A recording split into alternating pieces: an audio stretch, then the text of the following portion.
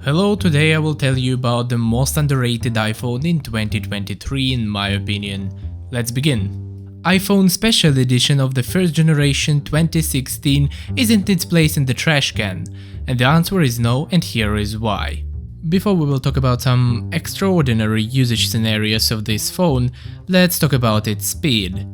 Recently I have found this short video where a guy is comparing his iPhone 15 to iPhone 11 and the difference is not that big in terms of the speed of the system. Let's compare iPhone 11 to iPhone SE. I will remind you, iPhone 11 works on iOS 17 and has 4GB of RAM. At the same time, iPhone SE works on iOS 15 and has only 2GB of RAM. Light applications are launched instantly, but when it comes to something heavier, for example iBooks or Apple App Store, it launches it a little bit longer, I guess for around a second. But what did surprise me is that Instagram and YouTube apps are loading nearly as fast as on iPhone 11.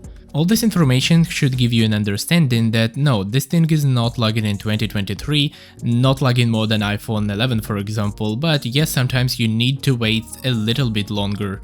I actually hate mobile games, but just for this video I tested Call of Duty Mobile on medium settings, that is the highest preset available. Playing on such a little screen is a torture, but we can see that the performance is great. And of course, the biggest advantage of this thing is its price. I bought it for 22.5 euros including shipping for 16GB version. Is it enough? In my personal case, yes. As you can see, for me, because if I use this phone as a secondary phone and I really use it, it's enough.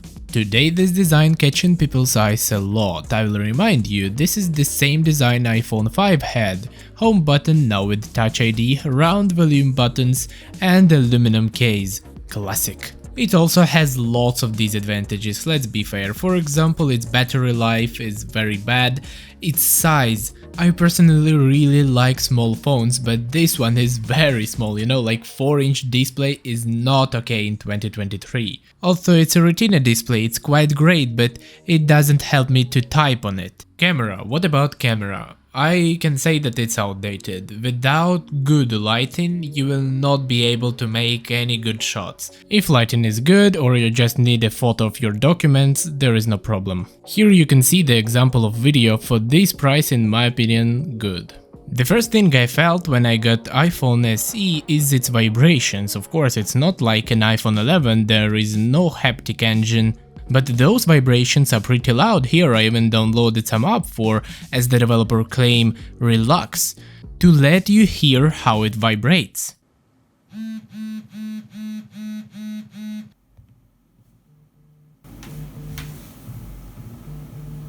So yes, keep this in mind if you're buying a phone to vibrate.